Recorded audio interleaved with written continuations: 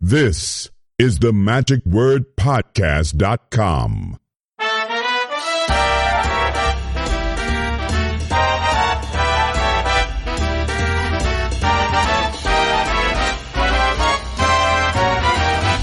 Hello, this is Scott Wells for the magicwordpodcast.com. Well, this week I have a very engaging performer and a conversationalist, someone with whom I've been wanting to chat with for quite some time. We've been friends for a number of years. He used to book the talent for Chicago Magic years ago, and then over the last few years has been working with the Chicago Magic Lounge as the talent booker there. He is very talented himself because he's been on Penn and Teller not once, twice, but 3 different times, and has been on the CW's as Masters of Illusion. He has his own show where he performs around and has worked the Magic Castle, of course, and he's just a very talented gentleman and someone who knows talent when he sees it then also, and we get into that a lot. If you're interested in getting to work at the Chicago Magic Lounge, or for that matter, working in any of the other kinds of venues around the country where magic is the theme, you might want to take to heart some of the advice that he gives you here this week in this conversation. Anyhow, a great gentleman. I know you're going to be enjoying and learning a lot from him. Please welcome my guest this week, all the way from Chicago, Mr. Benjamin Barnes, here on The Magic Word. Today we're going to Chicago, Illinois, the Windy City, and that's where it is the home of the Chicago Magic Lounge. If you guys haven't had a chance to go to the Magic Lounge, I highly recommend it. It's one of the superior places on Lake Superior. In that area, in fact, but certainly superior places in the United States, if not the world, that has it's a premier place for going and seeing magic. And prior to that, actually, the gentleman that I'm speaking with here today had worked with a thing called Magic Chicago, I think it was, or in which he was the entertainment director for that. And so he has, for a long time, kind of known enough people and been in the right places to help book everything. And not only that, this gentleman has been on Masters of Illusion television show on the CW. I believe if you get on Penn Teller Foolish. Yeah, the last 3 seasons. I was going to say, I thought perhaps then for Penn and Teller Foolish. Yeah. Yep. And so I want to introduce my friend and yours. Here he is, Benjamin Barnes. Hey there, Ben. How are you, man? Hello. I am great. I'm doing really great. Busy, but great. I'll bet you are. I mean, it seems, I know as an entertainment director, you are always busy because people are contacting you all the time, day and night, with emails and texts and phone calls and saying, hey, I would like to come and work and, get up there. And so it's, I'm sure you're being bothered by a lot of people. I mean, you kind of got some ideas, but that's one of the things I want to, might as well get right into that right away. How do you handle all that? You try to handle it with good humor, diplomacy. Diplomacy. That's really how you try to handle it, because the reality is places that need magicians to work, we need people who want to come, who want to perform here. So you have to appreciate people when they reach out. Not everyone is going to be a good fit for any given venue, certainly not the Magic Lounge, but you do want people to continue to feel comfortable expressing an interest in performing. So I handle it with, like you said, diplomacy. I try to handle it with diplomacy. Yeah, I know when I was the temporary entertainment director for the Magic Island, and it is not yet open, although it's still scheduled to be open. They're guaranteeing that it'll be open by this fall. We shall see. And in the meantime, I moved from Houston to the Austin area, and so they re-enlisted to have Scott Hollingsworth to come back down and be the entertainment director, because he was doing it before and did a great job. And for a while I was the director, I was being contacted by people 6 times a day, and we weren't even open yet. And it's difficult to try and tell someone, you're not the right type of act for this kind of venue. Yes, you're a friend, I like you. It's nothing to do with friendship. It's all business. No, you're right. And I've gotten pretty good at that. When it comes to whether, I think you put it perfectly. It's about whether or not someone's good for the venue. I don't make a determination whether or not someone's act is good or not. It's purely is it good for us and our audience? Yes. And it's a lot easier to tell someone, thank you for the video, but it's not a good fit for our audience because it's not a judgment on the quality of their act. So I find that a good way to approach it. Um, and when it comes to, if you ever want to isolate yourself or alienate yourself from the community of magic, take this job on. Like you Yeah. say, it's not about friendship. I don't have very many friends.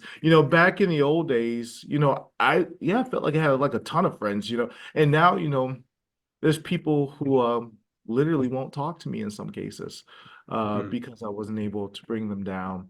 But that has given me a much tougher skin, and Hmm. so I can handle all of those things a lot better now. So you've grown really as a person, I would. Yeah, Mhm. forcibly. Yeah, Forcibly. Yeah. yeah, Yeah, yeah, I again know that that is difficult to have to say no to some people. And again, as we just said, it has to do with the venue. And it could be, for an example, if they say, "Well, hey, I worked at Magic Castle. Why can't I work there?"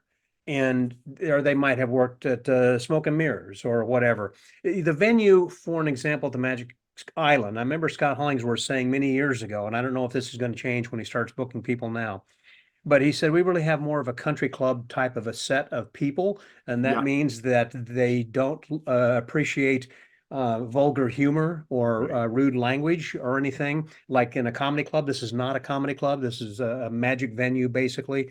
And so when he's seen some of these acts, they have some harsh language. And so he said, I'm just telling you, it's not appropriate for our audience. And then they might say, well, look, I can clean it up. I can do whatever. Say, well, you need to send me something that would be a lot more squeaky clean or whatever. On Yeah, the other hand, I know from when I have visited the Magic Lounge, it seems that yours is more on the edge, like a comedy club, because I've heard people who use language that I've yeah, heard in a comedy club that wouldn't work at the Magic Island. My point in that story is yeah. people might come if when I was there, might would say, well, I've worked the Chicago Lounge. Why can't I work the Magic Island? Well, it's a different kind of audience. Right. Absolutely right. And I take that same stance. Each venue has its own character, its Hmm. own type of audience, and not everybody is a good fit. I'm certainly not a good fit for every venue either. No magician. If you're good for every venue, that means you're probably boring. If you're Mm. that safe, I would Yep. never want to be good for every venue. That would be a sign that I'm a little bit too pedestrian. Yeah. Hmm. Yeah, but the Magic Lounge, you're right. It is a little more on that edge. The Magic Lounge was created by people from the comedy world, the improv world. They weren't magicians. So you see that reflected in the acts that we have here. That said, I do try. My goal every night when we open the doors is to give people a sense of the rich tapestry of magic. So, you'll see someone who's a little edgier as a comedian, but then you might also see Tina Leonard or Hmm. you might see Eric Jones. So the idea is, as far as I'm concerned, is we want to let people know that magic is so much more than you thought it is. And it's not just one thing, but it's lots of different styles, lots of different types of people, lots of different ways of performing. Right. Many Yeah. flavors and colors of magic, that's for sure. Yes. Yeah. In our audience, I think the reason it resonates with them is because that's our audience too. Our audience isn't just, we have people ranging from professional athletes to, bartenders and everyone in between, investment, hedge fund managers Hmm. and, truck drivers. Everybody is in our audience and there's something for everyone. And truthfully, I want everyone to have a good time, but I don't I'm not trying to create an experience with the people I work with where everyone's just like, I loved everything. I mean, people do, they love the experience of the night, but you do want to challenge people a little bit. You want to walk a little bit close to the edge. Kind of a tightrope, a little bit. You Yeah, want a to be a little little, bit. yeah. Yeah. When Dan Sperry walks out on the stage, Peop- people They don't know. Yeah, they might get uncomfortable a little bit with just from his Yeah. looks. Yeah. And you want people to feel uncomfortable. You want them to feel joyous. You want them to feel sweet feelings. You want them to feel all kinds of emotions. At least I do. Good And I point. haven't been fired yet, so it must be going okay. Well, that leads me to another question I was going to Yeah. ask because I know from time to time at the Magic Island, when in years past when they were open and Scott Hollingsworth was the entertainment director, that the owner would come to him from time to time and say, "I don't like that guy. You need to Yeah. get rid of him." Yeah. And not that he's going to lose his job as being entertainment director. It's just that the owner didn't care for that. Now I know Joey Cranford owns this, Yeah. and does he have a lot of say day to day on who comes in or not, or telling you what to do? Zero. They Okay, completely trust me, which is a dream. that's great. It makes my life really easy or easier. And in the years that we've been open since 2018, that type of interaction where the owners didn't care for someone who has appeared here, Yeah. that has happened twice. That's saying a lot And to you about your ability to, yeah. yeah, get the right people. Yeah. Yeah, that's happened twice. And it happened years ago, shortly after we opened, when I was just sort of figuring out Uh-huh. things here. But we have on average 150 magicians perform on our stage every year. Per year. 150 Hmm. magicians. Since 2018, now granted, 2 of those years we were off because the world had shut down. Hmm. But we started doing virtual shows the week after the shutdown. We were one of the first people to go into virtual performance. And yeah, I've only gotten complaints twice. And that was So from the owners, but have you received any pushback or any feedback negatively from any of the patrons? yeah, we pay attention to Yelp Uh-huh. and TripAdvisor. We've gotten that, I'd say less than a dozen times. Okay. The Chicago Magic Lounge is the #1 nightlife destination in Chicago. Wow. Yeah. So, no, people love us. We're sold out every night. Yesterday was Tuesday. Hmm. We were completely sold out. We're sold out tonight. We're sold out just about every night of the week. We're only closed 3 nights a year. And again, that little bit of a pushback, I don't, that doesn't bother me. I think that is a sign that we're not playing it too safe. And Yeah. also, you're not going to please everybody. You know, Well, you're that's for never sure. gonna you're never gonna please everybody. But again, if And that there's a some little people who just like to complain. yeah, and people who like to complain are the ones who tend to write the most. Yeah. They tend to go, so and you know how that is. Yeah. But no, for the most part, people love us, and our audience is a lay audience. These aren't magicians. And yeah, they come back night after night, and most of our advertising um, is, word of mouth. For the most part, it's word of mouth. And how Uh, many shows per night? Do you do 2 or 3 shows a night? It depends. On Friday and Saturday, we do 2 shows a night. Hmm. Every other night of the week, we do one. Okay. Yeah. And it's what, a 45-minute show with one person, two people, or how many? Well, it depends. Monday nights, we do a program called Music and Magic. So we have a jazz band, Nice. usually a trio or a quartet. They play on stage for about 40 minutes. Then a magician will go on stage and perform for 20. After that 20 minutes performance is over, the band comes back, they play for another 40 minutes, and the magician will wrap up the night with another 5 to 10 minutes. The entire time the band is playing, there's magic at the table. So there's close-up magicians moving around the room. Tuesday, we have what we call the showcase, which is we bill it as an evening of experimental magic.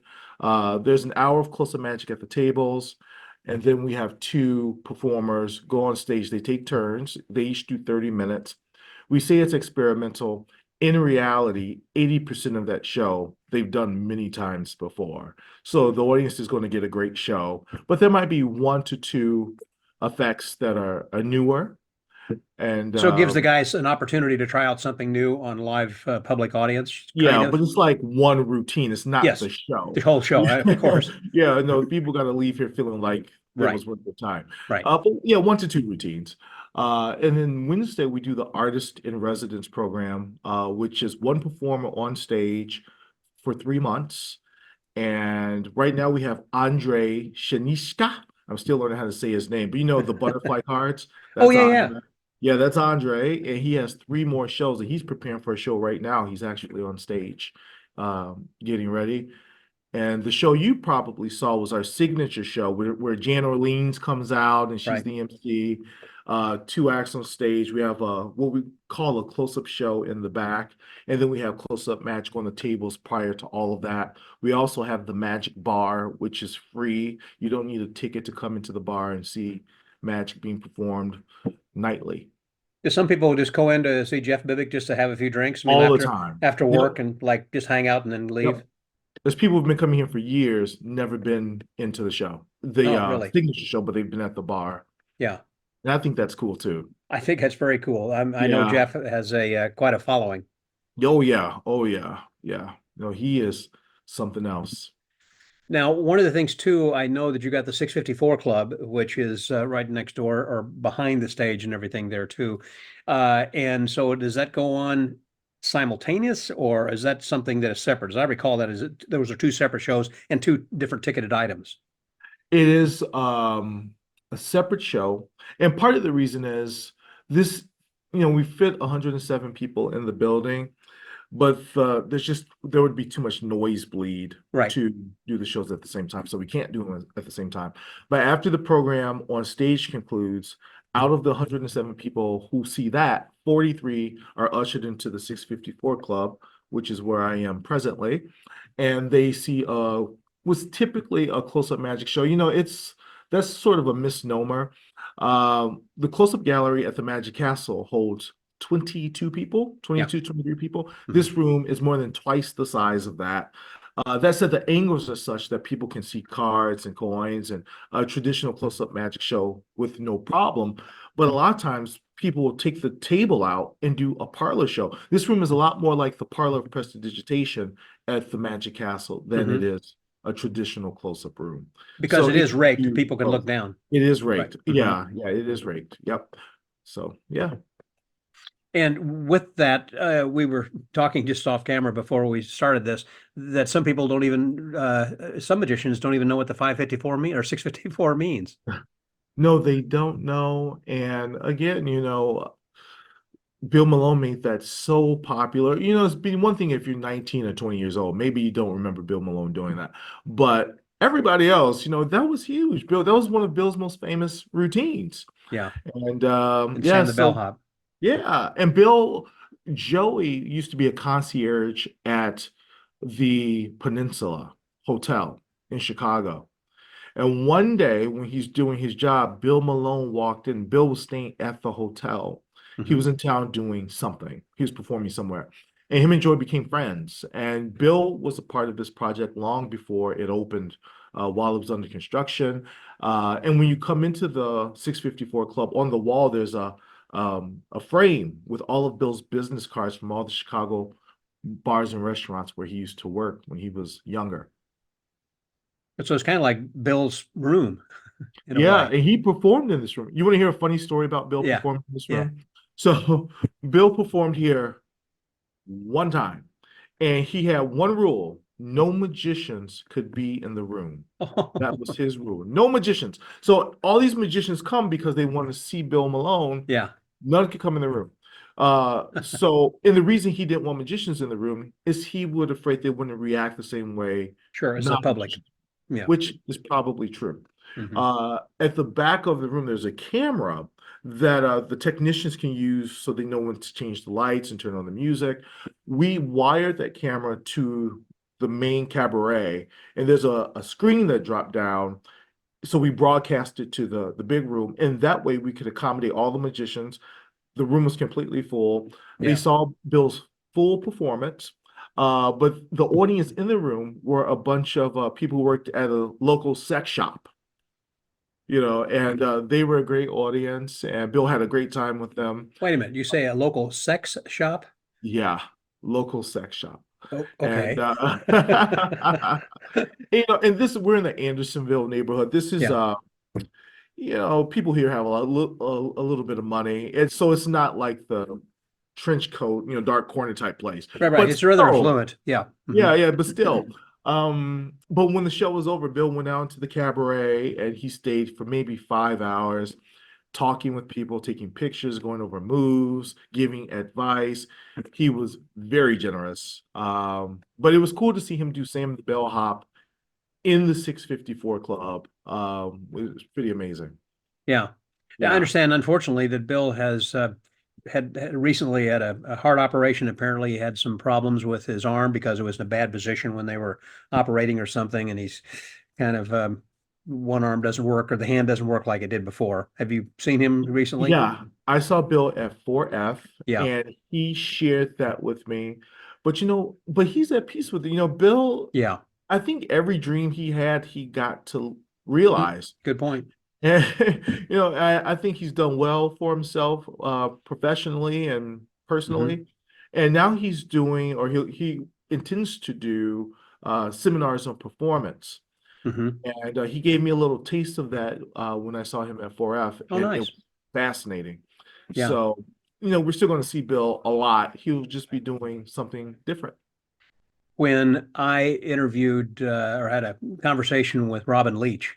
I Yeah. wanted to talk with him about what was it like in the earlier days of Las Vegas before Magic kind of came in. Siegfried and Roy changed everything, and how did that change? And I was talking with him about that, and I said, do you have a favorite magician? And without even thinking, he said, "Yep, Bill Malone." He said, "I love that guy. He's my favorite." Yeah, He said, "I've had him down to my place on the island, and we have parties, and he's always the magician I call. I just love that guy." I believe it. I believe it. For as amazing as Bill is technically, as an entertainer, he's in a class by himself. Yeah.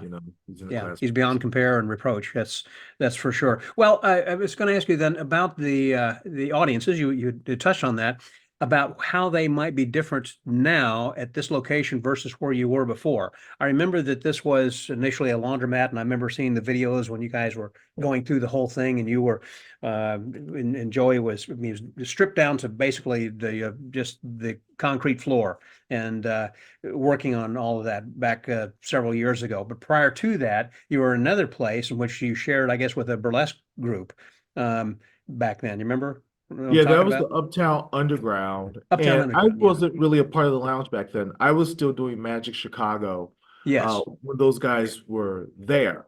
Hmm. And Joey brought me into the Magic Lounge really in the final days of the Uptown Underground. I saw maybe 3 shows there, 3 or 4 shows there, and then it was over. Um, Was it just because that was kind of the end of their run at that place that Chicago Magic kind of terminated also? Because I mean, was it more successful than Chicago Magic, or what oh, happened? no, so Magic Chicago started in 2005 Okay. and it went to 2013, and it was just time to do something new.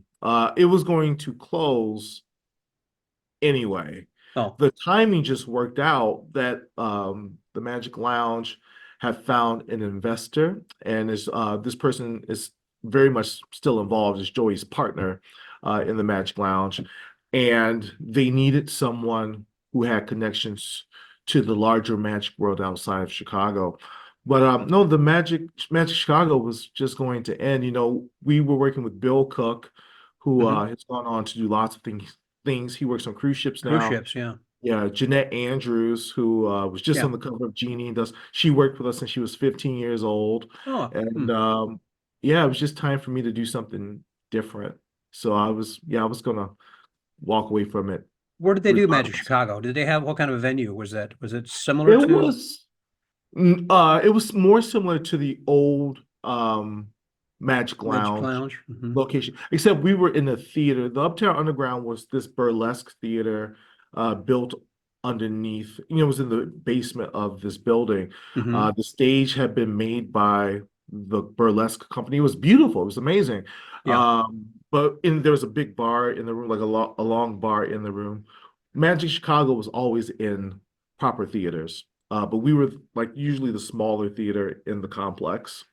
We would sometimes move to a larger theater in the complex depending on the act. Jeff McBride came to town and he did a show with us. We knew magicians would come on in mass, then we would Hmm. move to a bigger theater. But we were typically in a smaller black box theater. But it was amazing the people we got to come and perform. It was everybody, Jared Koproff, Zabrecki, John Armstrong, Tina Litter, Mike Caveney, Arden James, the list just is contemporary American magic was represented in the shows that Magic Chicago presented. And yeah, it was amazing. Did you feel as if that you were in competition with the Chicago Magic Lounge at the time?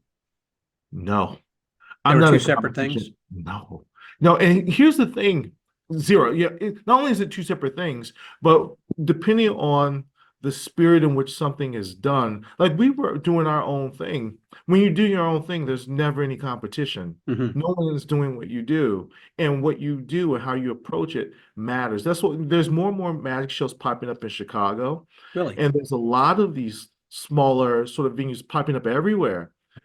I think it's great. When the Magic Castle is doing its job or the Magic Lounge is doing its job, what happens is people want to see more magic Hmm. and magicians want to perform. All the stuff you've seen with these venues popping up all over the country just means that magic is thriving. And one thing I've discovered being in Chicago, right now there are three venues for magic in Chicago. There's us, the Rhapsody Theater, Hmm. and the Magic Parlor where Dennis Watkins works. Oh, yeah. I talk to our customers every night. They come see us, and then they go see Dennis, and then they go to the Rhapsody. The audience doesn't see themselves as having to choose, where they get to choose everything. We all win. It's fantastic. No, That's there's great. Yeah, the fact that you guys work together that way, certainly, and they are all different kinds of things because yeah, Rhapsody again features one person who is yep, again kind of in residence, I guess, for a while. What are they? yes. About 3 months also, or how long? How No, long? like a month. A month, Like, okay. yeah, Yeah, and then the other one that you mentioned, Dennis, the what? Dennis Watkins at the Oh, Magic Dennis. Yeah, Parlor. Dennis has been doing that show there at the Palmer House, correct, for a long Yeah, number but of he years. just moved to the Goodman. But I mean, he's been around for like 12 to 15 years, He's kind of something. like the Steve Cohen of Chicago, I guess, isn't he? He's a Dennis Watkins of Chicago, but I Well, understand, like similar in the vein. Because Steve yeah, Cohen would kill you if he heard you say that. he would. He probably is going to listen to this. I've known Dennis since he was a little kid, Yeah, and in Texas. But yeah, and I've chatted with him several times. But yeah, I did. He has a one man show in a yeah, hotel, and like some of Ben Jackson has one in Houston. And that is doing just great guns, and of course, obviously, Steve Goen just as you know, got received the Special Performing Fellowship at yeah, the Academy of yeah, Magical Arts when we were out there a couple weeks ago. It was pretty yeah, cool yeah. No, to but see that. yeah, there's enough for everybody because people, the only thing I don't like is when people try and take your concept and replicate it. Uh-huh. That I have a problem with. But people, as long as you're doing your own thing, turns out there's room for everybody, especially Chicago, a big city like Chicago. It's right. That's what I was about to say. Chicago has always had a long time reputation of having really great magicians and a lot of yeah, bars and yeah, and venues where magicians can work because yeah, I think we're the last bastion of where people can go to actually have live nightclub shows. yeah, As it kind of faded from, I don't think even New York has as many as what Chicago has. right. So it is amazing all the venues that you guys have got. I remember that David Parr worked for a long time then with BJ Murphy Yep. with the Magic Parlor, was it? Or The what was it? Magic Parlor. Yeah, they worked Yeah. at the Greenhouse Theater in Lincoln Park here in Chicago. Hmm. And yeah, if people like your show, people will go see it and then they'll come see our show and Because they'll they're go so see. different. Yeah. Yeah, no, it's great. No, I never felt any sense of competition. Like I said, as long as people are doing their own thing, Yes. it's all good. It's all Have good. you changed your methodology in how that you book talent for the lounge than you did when you were at Magic Chicago? The only thing I've had to change is because we're open 7 nights a week. Hmm. And the thing about the Magic Lounge, and this is to Joey's credit, when I was doing Magic Chicago, you had to be a very good magician to get in that show. Hmm. That was not where a place where people came to work on their craft. You had to be pretty established. Joey, in the beginning, would just let people come in and work. And they weren't super great in the beginning, but because they had this place where they could work on this different front of an audience, they became really, really good. Yep. And so now the Chicago Magic Lounge, the magicians here are pretty good. And when I came into the mix here, my goal was to get people in Chicago who were good to get to a point where they could then find work in other places. A lot of the original magicians who started on tables at the Magic Lounge are now doing cruise ships, Hmm. they're doing colleges, corporate events. And the idea was always to bring in a new group of people. And so what I do now is I look at people who aren't the most seasoned, but who can get there. We take a gamble. We try to make predictions about people, and we invite those people into our world. And there's a training program that was set up to get people up to speed just enough to where they could work tables on slow nights. Hmm. And then there's this whole process where we go from tables on slow nights to where some of these people can now do everything. So the thing that's different now is we have to cultivate people because Hmm. the amount of work that we have to offer, there's not enough magicians for it. Chicago, for as many venues as there are, the number of magicians capable of doing professional work in Chicago is really small. Really. And it's getting smaller every day because people are getting older and dying. Hmm. Hmm. But Hmm. so now we actively cultivate people who we think can grow into it. And we've done it a few times. That's a good idea, and I certainly understand that. Again, going back to the Magic Island and my experience, that Scott Hollingsworth did the same kind of thing, in which there were a lot of people who were just getting started for the first time Yeah. and now are big names. Chip Romero being, the first one that comes to mind, Yep. in which he was coming down there and worked and did all this kind of stuff and bought some illusions, and of course went on to fame with cruise ships and everything else that he does. And John Chirac and Oscar Munoz and Fred Becker. I mean, it goes on and on. I mean, but there has to be a place where people can kind of I mean, not be bad, but at least have Yep. a place to try out and some things Yeah. then too. Yeah. And we bring them into the work in a way that they don't lose. We set people up for success and then gradually more so. Yeah. But yeah, yeah, Um, but it would seem to me like what you were talking about, like it might bring some people in on a slow night. Now you're talking about people I would think who would be in and around the Chicago area. You're not going to have somebody who is, who's sending you a videotape from a video, right, a clip from their show in California, right. and then stopping by. So I mean, again, you're getting some video from people, I'm sure, from all over the world. Is there Yeah. something that you're looking for? Do you need to see their whole act? I mean, I know when I talk to Jack Goldfinger, that's what he says. I want to see the whole act. I don't want to see just like a sizzle reel or anything. Yeah, you can't go off a sizzle reel because anybody can get a great sizzle reel. Sure. Uh, what you need to see, for me, honestly, people who are really have their act together and are really polished, when they walk out and say hello to the audience, I can really almost tell just with hello. Hmm. But yeah, it definitely helps to see the act, especially if you have no knowledge of them. Hmm.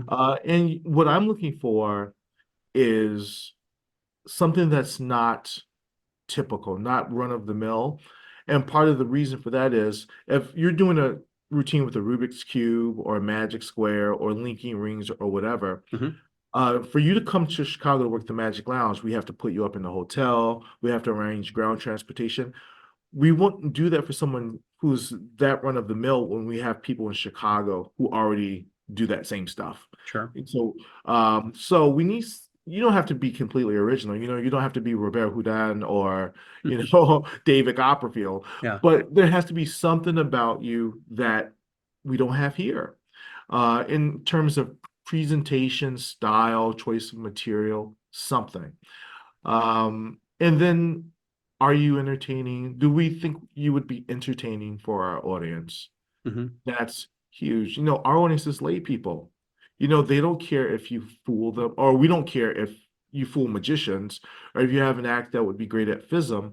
Uh, as a matter of fact, people who work just for lay people tend to be the route that we are most interested in. Yeah. So real performers, are real people who perform for a lay audience and are good at doing that. Those are the ones who um, we're really interested in. People who can entertain, um, and that's really it. That's what I have been advised by other people when you go to perform at these clubs, the castle or the lounge or wherever, is that you should do your regular act. Regular act. Don't try to fool magicians or come up with something really creative because that's not your audience. Your audience has exactly been what you said. It's Yeah, the non-magicians. yeah, yeah, exactly, exactly. So if you're good when you're at home performing for whomever you perform for and they're Yeah, not magicians, chances are you'd be good here. yeah. And as long as there's something that differentiates you from the horde, you have a good chance. One thing we do here, and we're working on this consciously more and more, is non standard plots and routines. We all have a great ambitious card routine. Mhm. But if you work in a place, any place where there's other magicians, it would work for you to stay as far away from classics as possible because then you end up having to cut material. I love classic routines. I love diverting. I spent Sure. my whole college career learning all this diverting material. Yeah. Um, but I have to really go out of my way to find material that's off the beaten path because when other magicians come into town, lots of people have a cups and balls routine, Mhm. or lots of people now have Rubik's Cube routines, or so you have to try and do something really, really different. And that will help you get booked here too. Yeah, there are things that are classics, obviously, and you need to be able to do those classics as well. But there are also a lot of things that are undiscovered diamonds in a lot of books and lecture A notes and lot. things that people just don't see very often that Yeah, will fool the heck out of you. It's like, well, wait a yeah, minute, where'd that come from? Well, that was from a yeah, 1928 book, by yeah. Burling Hall or somebody, Yep. holy cow. So those are the tricks to bring with you. And the classic routines, like you say, you should do them, and I think you should perform them, just not at a place where there's six other magicians working with you, because there's probably more than two people with a card and wallet. Yeah, You yeah, know, that's so right. That's right. yeah, Same way that other guy did the same thing over here, that yeah, yeah, it's terrible. one other thing too, I'm curious about is you have the Chicago Magic Roundtable, which has kind of taken on a new life, as I understand it. Yeah, When it used to be years ago, when Jay Marshall and others were involved with all that back from the 1920s on through the 50s and early 60s, I guess. But it's been revived, resuscitated, and it's well and alive and living at the Magic Lounge. Can you tell me something about what is the this and some of its history? yeah, yeah. Well, the Chicago Magic Roundtable, as you mentioned, goes way, way back. There's that famous piece of artwork by Salvatore Sala with all of the members. Mhm. And I encourage all of the members of the roundtable to learn who all those people are, because it makes a big difference once you do. But yeah, we just, Joey, and again, this is to his credit, he wanted to build a community of magicians. And so the round table is made up of magicians of varying levels. Some people just really like magic. Some people don't even really do magic wear in the round table. Uh, all of the people performing here are members, but we have members from all over the world. Hmm. And it's run by Luis Carrion, who I think you probably have met. I know him quite Uh, well. yeah, but he's in charge of it, all the programming, and it's amazing. The programs he comes up with. We have lectures, social events, games, uh, all this. And if you're a member of the roundtable, you can come in, you can get seating if it's available. If we have an empty seat, you get it, it's yours. Mhm. You can take advantage of the library. We have this amazing library here that at one point was the combined library of Walter Gibson and Maurice Raymond, the great Raymond. Hmm. So that library has a great story. But the magician members can open the cabinets, which are typically locked, and read books that, in a lot of cases, long out of print. And you get to hang out with magicians and just be a part of the community. And again, then there's those events that Lewis plans, And when we have special events, you get the first grab at tickets, but it's really just an opportunity to be a part of this community. All of the programming, a lot of the programming is archived. So no matter where you live, you can access the talks and the interviews via an app that Roundtable members have. And yeah, it's amazing. It's a great thing. That's what I was going to ask you about when you said this is available for people all over the world. I assume they must have Zoom meetings or something or We events don't or do Zoom meetings, but we have the most common type of event we have are these Q&As. Magicians who are performing here will be interviewed Mhm. by someone. It's usually Lewis, but they're all recorded. And the people who have been interviewed, Jade, um, Jerichoff, I know did one, Yeah. Jan, but I mean the list is long. I mean, it's hours and hours and hours of recordings. And you can go through the app and you can see all of it Are they at just no additional Q and cost. A's with the person, just kind of someone like me And talking to usually, you right now or yeah, but something? usually there's some element of performance. Oh, And I will tell you something, Scott. People in these Q&As reveal things you've never read or heard about hmm. anywhere. And every Q&A we've had, especially since the pandemic, the subject ends up like completely breaking down in tears because they're telling you everything. Hmm. And so they're very revelatory. And yeah, it's a great group. It's a great group. Wow.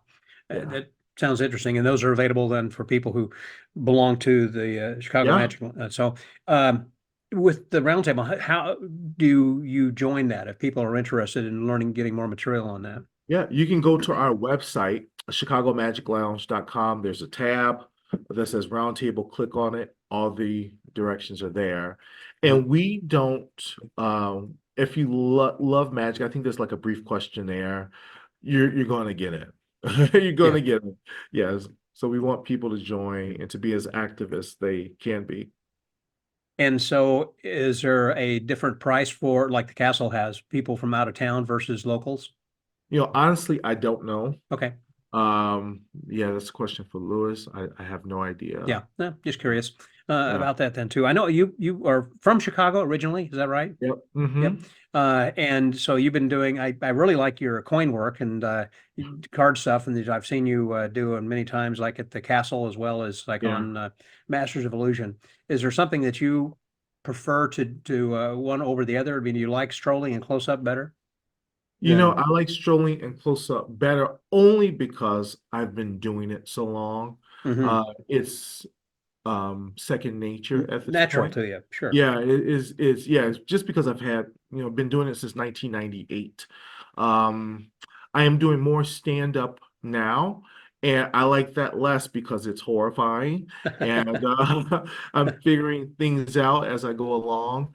But I was just telling Paige Thompson, who, Yeah. we did a corporate event in Wisconsin on Monday. And, I was doing cocktail hour. Paige was going to do the stand-up show for an hour, but she said, get up and do like 20 minutes. So I did. And it's like, it was horrifying, but she's like, that means you need to do it. So Right. I got up and did it and went okay. And, I'm going more that route too.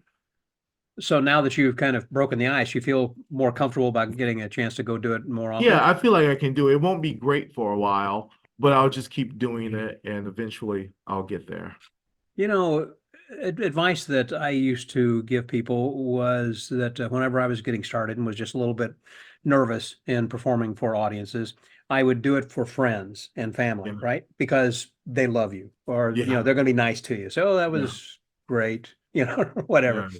And even though they may be not true, telling you the truth, but the point is that more and more people then who will be attending your show be more non-friends or people you don't know, but Yeah. you still have friends who are in there. And it's just that I always felt comfortable because I always knew at least there was one person who was in Yeah. there. And I remember one particular night, I was doing a big show, and I mean, it was Zigzag and Doves and everything then as well. And there were two people who were friends of mine that I saw during the cocktail hour, and then after dinner. I was doing a show and the lights were out and everything. And afterwards, I couldn't find them. And I saw them later that week. And I said, "How'd you like the show?" I said, "Oh, we had to get home and get to see the babysitter." And it's like, you weren't there for the show. And it Yeah. just gripped me to think Yeah. I did what I think was a great show. I got great applause and, everything. And I didn't have to have a friend who was in the audience. Yeah. So to me, it was a way of freeing myself. It's like, well, I guess they do like me. I don't Yeah. need to have that. So little at a time, I let go of having friends and family in the audience until I Yeah. felt comfortable with that.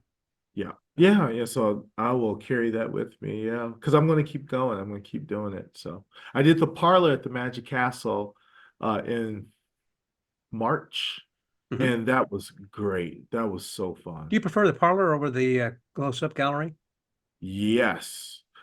Just because the space is bigger, Yep.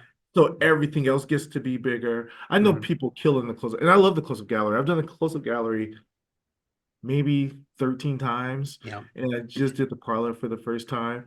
But I loved the parlor, just Hmm. being able to move, and Right. I loved it. But hopefully when I go back to the castle, I want to go back to the close-up because I have some stuff I've been thinking about a long time that I would like to do.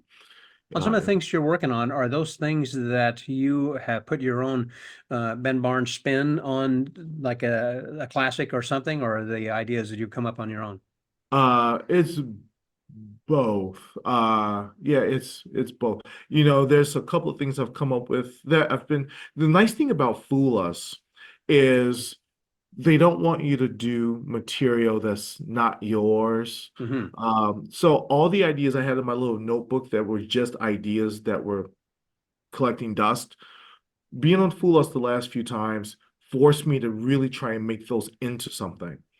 And I did. So I have material, and now as time goes along, I was telling a friend of mine, a very well-known magician from Las Vegas, uh, went on a rant to me this past weekend about the virtues of originality, and so I'm working on more and more stuff that's my own, and yeah, I want to do some of it at the castle.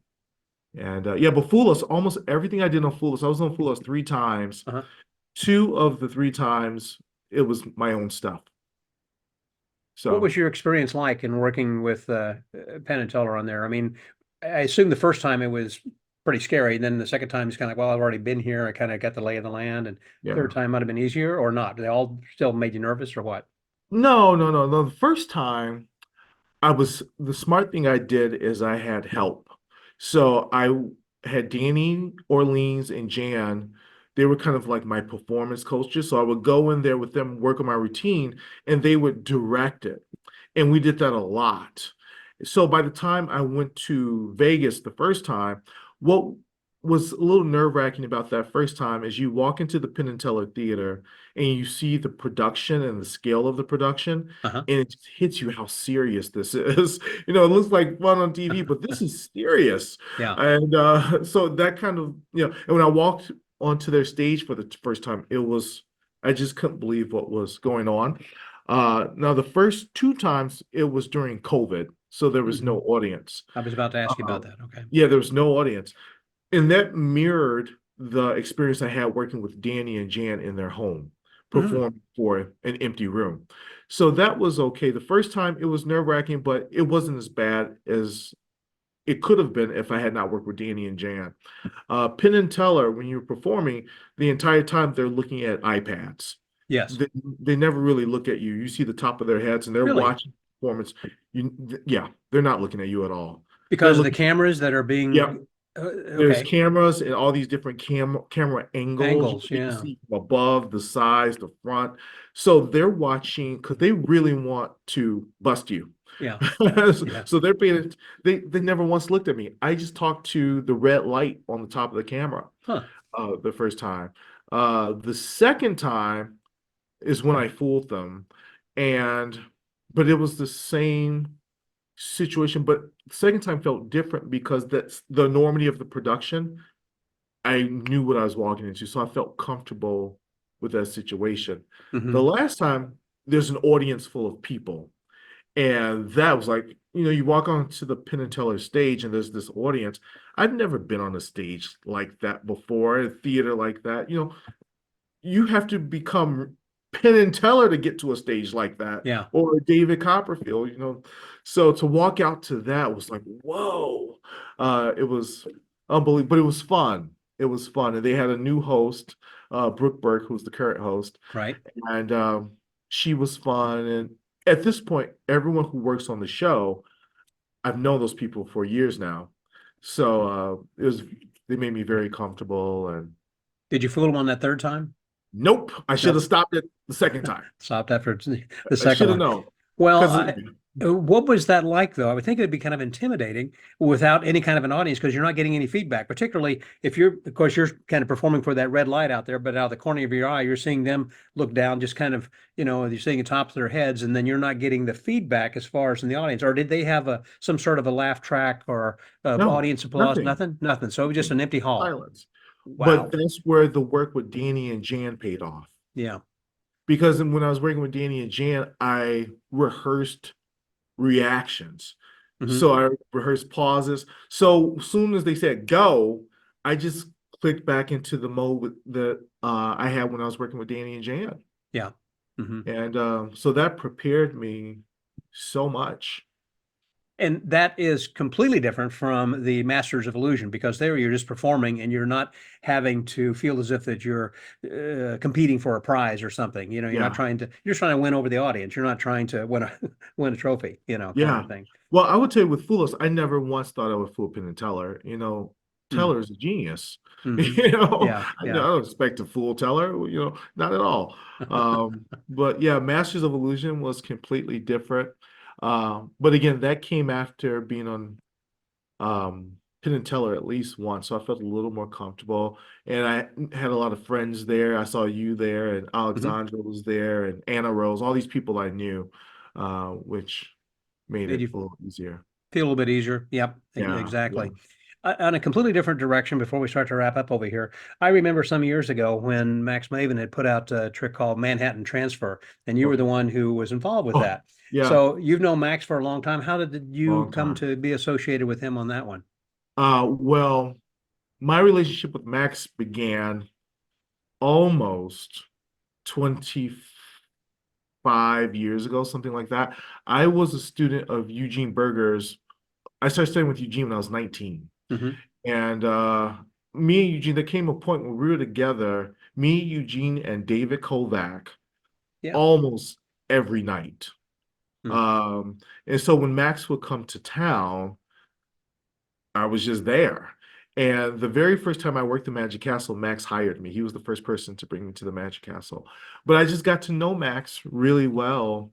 Um, from those days in the late 90s and early 2000s. Hmm. And then when I started working the castle, I would always have lunches and dinners. And the very first person I booked to headline the Chicago Magic Lounge was Max Maven. Nice.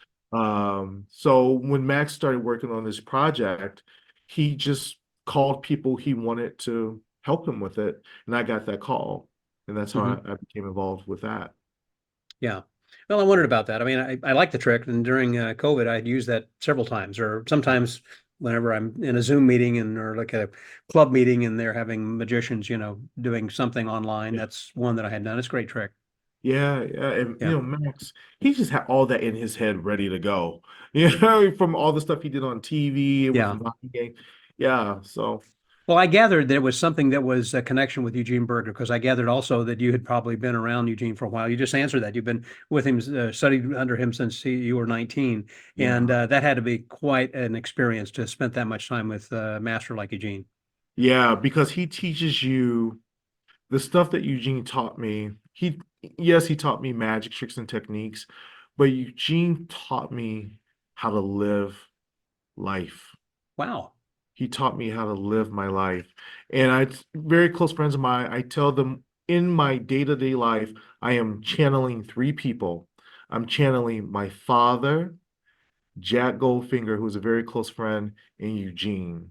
Wow. Everything I do is informed by the lessons those three people taught me. And Hmm. Eugene taught me so much, so much. The magic tricks, are just like the beginning of it. He taught me how to take all the things that are beautiful and good about magic and share them with people in such a way that they will be able to share it with people who come into their lives.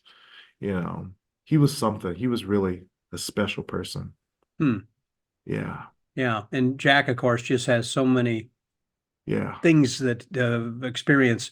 I'm just trying to say gems that he always Yeah. drops. They're just Yeah. diamonds everywhere he goes.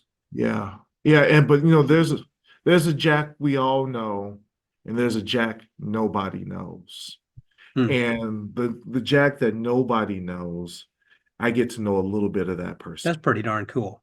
Yeah, I get to know a little bit of that person. Yeah. Um, yeah. So yeah, And these are after hanging out with Eugene, I'm sure the same thing there as well. As you yeah, say that you channeled those three yeah, gentlemen, including your father. That's yeah, amazing. yeah. That's good. Well, speaking of life experiences and everything, let me wrap up by just asking you then. My podcast is called The Magic Word, and it's always like to know what is it that's your philosophy of life? What is it that you live by when it doesn't have to be a word, just a phrase Yeah. or philosophy. Well, the philosophy, very simply, is that life for me, like for you and everybody else, it's going to end one day. Hmm. So make it so that the things that you love continue in your absence. That's Hmm. my philosophy. And everything that I do is pushing for that. You know, when I'm gone, things continue. Yeah. And people will remember you for developing that. Yeah, yeah. And I Hmm. don't even care if people remember me because here's the thing, Scott, nobody will. There's going to come a point where no one does. I think Hmm. of Alexander Herman all the Yeah. time. Hmm. When he was alive, the greatest magician of his day, no magicians, with very few exceptions, remember anything that this man did. Hmm. Nobody. What he did, though, is he inspired people who came after him to keep doing this magic thing. He kept it going Ah, I see. through inspiration. But no magician, people know he had the funny mustache. He Hmm. walked around with the coin palmed, and he did a couple of those. No one can tell you what that man's show was. But Hmm. yet, without him, a lot of stuff wouldn't have happened. You know, a lot of people wouldn't have kept that momentum going, that magic going. So Keep I it don't going care if forward. people remember me. I Yeah. don't care at all. I just care that I'm effective in keeping this going because eventually no one's going to remember me, and that's fine. But I care that magic still exists. I care that it's thriving in Chicago after I'm gone. Hmm. And the Yeah, passion continues and in that other it people's continues. lives who will Yep, enjoy it. yep, Perfectly well said. Ben, yep. thanks very much. Thank you, Scott. I appreciate you being my guest here this evening, and I appreciate you also asking. for all the advice you've given. I think it's pretty interesting. I know a lot of people who are perhaps wanting to work the Magic Lounge. On a good or a bad note, you might be getting even more people who will be I hope contacting you so. soon. I need people, so please send those videos. Yeah. So there you Yes. go. So for the Magic Word Podcast, that was Benjamin Barnes. This is Scotty out.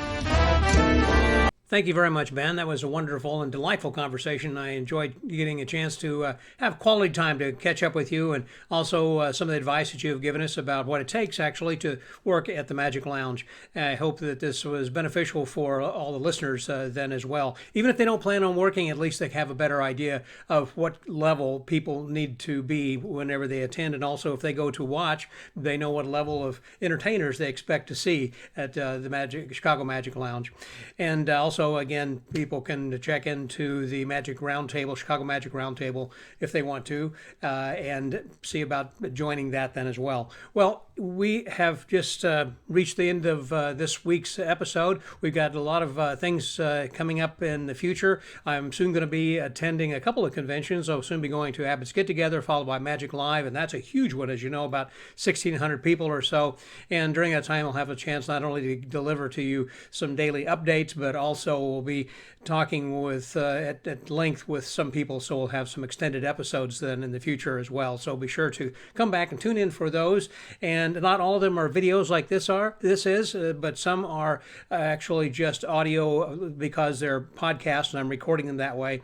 But from time to time, whenever I'm doing a Zoom call, we can do them this way. I hope that you're enjoying kind of the mix of both that we're having. I would also ask you that if you can just take a few moments of your time and give us a 5-star review with some nice comments, if you can just take a minute or two out of your day to go to whatever platform it is that you use to listen to podcasts, whether it's iTunes or whatever, it'd be greatly appreciated and helps our podcast grow. That does a lot. Of course, if you have the financial wherewithal that you can give us $5 or $10 a month or occasional $50 or $100 a year on an ongoing basis, that would be very helpful. We're always looking for new friends of the Magic Word to replace some of those who have had to drop out for whatever reason, some who have passed on. And so we have a lot of expenses that we have to cover. I just mentioned a couple of conventions that are coming up and they're not cheap, but while I'm there, obviously I'm working to deliver to you good quality content with so many different people while I'm there. Anyhow, thanks very much. Appreciate it.